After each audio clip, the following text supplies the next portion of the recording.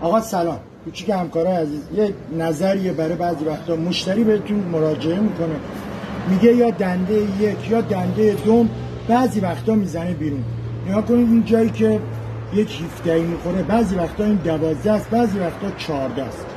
اینو بازش میکنید، این فنر رو در میارید، یک مقدار فنرش رو بزرگتر میکنید با یک سیمچینی انبردستی، فنر رو از این حالتی که هست یه مقدار بزرگترش میکنید، میذارینش جا، اینو میبندین درست میشه. یا میاد بهتون مراجعه میکنه میگه دنده عقب یا دنده 5، اونم همینجوری فنر رو بزرگتر میکنید 17 است.